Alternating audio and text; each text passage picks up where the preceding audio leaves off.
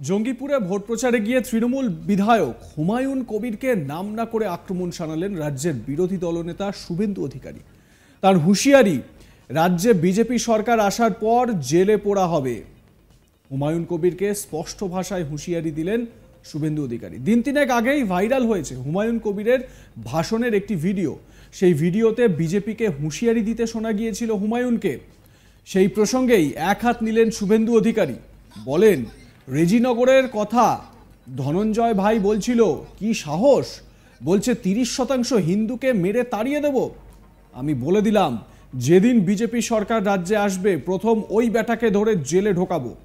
আমাকে চেনেন তো? শুভেন্দু অধিকারী স্পষ্ট ভাষায় হুঁশিয়ারি দিচ্ছেন হুমায়ুন কবিরকে। আপনাদের শোনাবো শুভেন্দু অধিকারীর বক্তব্য। রেজিনগরের কথাও ভাই বলছিল ধনঞ্জয়, কি সাহস, বলছে 30% হিন্দু মেরে তাড়িয়ে দেব। আমি বলে দিলাম, যেদিন বিজেপি সরকার এই রাজ্যে আসবে প্রথম ওই বেটাকে ধরে জেলের ভিতরে ঢোকাবো। আমাকে চেনেন তো?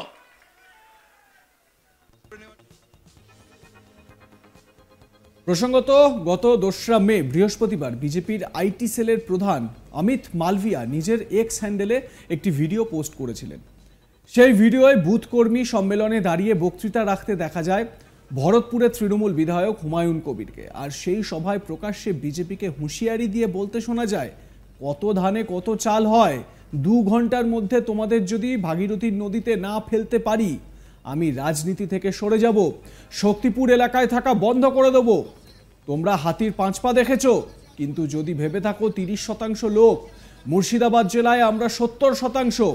এখানে রামনগরে তোমরা বেশি আছো বলে কাজীপাড়ার মসজিদ ভাঙবে আর বাকি এলাকায় মুসলিম ভাইয়েরা হাত গুটিয়ে বসে থাকবে, এটা কোনোদিনও হবে না। বিজেপিকে আমি হুঁশিয়ারি দিয়ে বলছি। হুমায়ুন কবিরের সেই ভাইরাল ভিডিওটি আপনাদের শোনাবো, যেটা নিয়ে এত বিতর্ক সৃষ্টি হয়েছে। কত ধানে কত চাল হয়, 2 ঘন্টার মধ্যে তোমাদেরকে যদি ভাগীরথীর গঙ্গায় না ফেলতে পারি রাজনীতি থেকে সরে যাব, শক্তিপুর এলাকায় বসবাস করা বন্ধ করে দেবো। তোমরা হাতির 5 পা দেখেছো, কিন্তু যদি ভেবে থাকো যে 30% লোক মুর্শিদাবাদ জেলায় আর আমরা 70%, এখানে কামনগরে তোমরা বেশি আছো বলে কাজীপাড়ার মসজিদ ভাঙবে আর বাকি এলাকার মুসলমান ভাইরা হাত গুটিয়ে বসে থাকবে, এটা কোনোদিন হবে না। বিজেপিকে আমি হুঁশিয়ার করে দিয়ে বলছি, কোনোদিন হবে না। কত ধানে কত চাল হয়, 2 ঘন্টার মধ্যে তোমাদেরকে যদি ভাগীরথীর গঙ্গায় না ফেলতে পারি রাজনীতি থেকে সরে যাব, শক্তিপুর এলাকায় বসবাস করা বন্ধ করে দেবো। তোমরা হাতির 5 পা দেখেছো। হুমায়ুনকে আক্রমণ ছাড়াও জঙ্গিপুরের সভায় শাহজাহানের প্রসঙ্গ টেনে আনেন শুভেন্দু। তার কথায় 30শে ডিসেম্বর বসিরহাটে গিয়েছিল, বললাম শাহজাহান সাবধান হও, তোমার দিন গোনা হচ্ছে। 1 তারিখে ও বলল মেদিনীপুরের বেটা এলে ছাল চামড়া তুলে ছাড়িয়ে নেব। আমি কদিন আগে ওর বাড়ির কাছে সরবেরিয়াতে দাঁড়িয়ে মিষ্টি খেয়ে এসেছি। আমি লড়াইয়ে আছি, শাহজাহান জেলে। এবারে আপনাদের শোনাই শুভেন্দু অধিকারী শাহজাহান প্রসঙ্গে ঠিক কি বলেছেন। 30 ডিসেম্বর আমি বসিরহাটে গেছিলাম 2023, বললাম শাহজাহান সাবধান হও, তোমার দিন কিন্তু গুনাহ হচ্ছে। 1 তারিখে বলে এই মেদিনীপুরের বেটা এলে ছাল চামড়া ছাড়িয়ে দিব, আমাকে বলছে। আমি কদিন আগে গিয়ে ওর বাড়ির সামনে থেকে মিষ্টি খেয়ে এসেছি, সরবেড়িয়াতে দাঁড়িয়ে। আমি আছি লড়াইতে, শাহজাহান জেলের ভিতরে। শুভেন্দু এদিন আরো বলেন, পুজোর সময় সন্দেশখালীতে গেরুয়া কাপড় দিয়ে প্যান্ডেল করেছিল, সেই গেরুয়া কাপড় খুলে দিয়েছিল জিয়ারউদ্দিন মোল্লা, সবুজ কাপড় লাগিয়েছিল সেই জিয়ারউদ্দিন এখন জেলের ভেতরে। শক্তিপুরেও যা যা করেছেন, যা যা বলেছেন, আপনারা মনে রাখবেন পৃথিবীটা গোল, সব হিসাব হবে।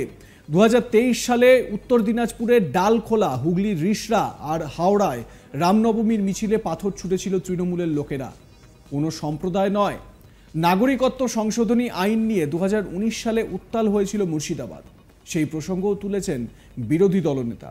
তার বক্তব্য, সিএএ মানে নাগরিকত্ব দেওয়া, নাগরিকত্ব কেড়ে নেওয়া নয়।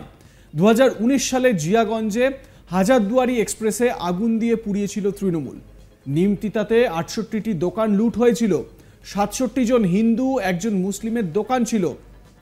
রেজিনগর বেলডাঙ্গা রেল স্টেশন পুড়িয়েছিল, শামসিতে রেল লাইনের পাত উপড়ে দিয়েছিল, ঔরঙ্গাবাদে কালী মন্দির ভেঙেছিল। এবারে কেউ ফাঁদে পা দেয়নি। মমতাকে চ্যালেঞ্জ করছি, একটা রাজ্যে আছেন, 4 জুনের পর সেই রাজ্যেও আর থাকবেন না। অর্থাৎ সরাসরি মুখ্যমন্ত্রীকে তিনি টার্গেট করে তাকে বক্তব্য রেখে তিনি বলেছেন এ কথা। শুভেন্দু অধিকারীর সেই সংক্রান্ত কি বক্তব্য সেটা একবার শোনার চেষ্টা করব।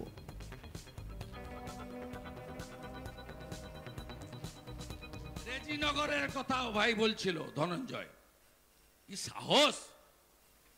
বলছে 30% হিন্দু মেরে তাড়িয়ে দেব। আমি বলে দিলাম, যেদিন বিজেপি সরকার এই রাজ্যে আসবে, প্রথম ওই বেটাকে ধরে জেলের ভিতরে ঢোকাবো। আমাকে চেনেন তো? শুভেন্দু অধিকারী যেই যেই জায়গাতেই সভা করছেন আপনারা দেখে থাকবেন, সেই সেই জায়গায় তৃণমূল কংগ্রেসের বলা যেতে পারে যারা দোর্দণ্ড প্রতাপ নেতা, যাদের একটা প্রভাব প্রতিপত্তি রয়েছে, তাদেরকে বিশেষভাবে টার্গেট করছেন এবং তাদের সম্পর্কে নিজের বক্তব্য রাখছেন শুভেন্দু অধিকারী। যেরকম শাহজাহান প্রসঙ্গে বলেছেন সন্দেশখালীতে গিয়ে বা সরবেরিয়াতে গিয়ে সভা করার সময়, তার পাশাপাশি এই যে জিয়ারউদ্দিনের কথা তিনি বলেছেন এবং এই জিয়ারউদ্দিন সম্পর্কেও তিনি বলেছেন সেই জিয়ারউদ্দিন এখন জেলে। তো স্বাভাবিকভাবে এই যে হুমকি বা হুঁশিয়ারি দেওয়ার যে রাজনীতি, সেই রাজনীতির চাল কিন্তু চলে যাচ্ছেন রাজ্যের বিরোধী দলনেতা বিভিন্ন জায়গায় গিয়ে।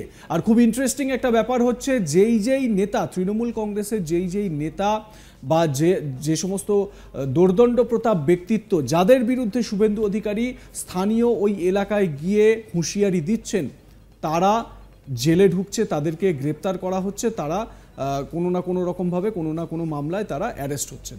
এবারে শাহজাহান প্রসঙ্গে শুভেন্দু কি বলেছেন এদিনের সভা থেকে শোনাবো আরো একবার। 30 ডিসেম্বর আমি বসিরহাটে গেছিলাম 2023। বললাম, শাহজাহান সাবধান হও, তোমার দিন কিন্তু গুনাহ হচ্ছে। 1 তারিখে বলে এই মেদিনীপুরের বেটা এলে ছাল চামড়া ছাড়িয়ে দিব, আমাকে বলছে। আমি কদিন আগে গিয়ে ওর বাড়ির সামনে থেকে মিষ্টি খেয়ে এসেছি, সরবেড়িয়াতে দাঁড়িয়ে। আমি আছি লড়াইতে, শাহজাহান জেলের ভিতরে। নেওয়ার জন্য বিরাট ফুলের মালা নিয়ে উপস্থিত হয়েছেন, তারা বরণ করে নিচ্ছেন আমাদের এই জঙ্গিপুর লোকসভার মণ্ডল। আপনারা আপনাদের মতামত জানান, দেখতে থাকুন আজ তাক বাংলা, সাবস্ক্রাইব করুন ইউটিউব চ্যানেলটি।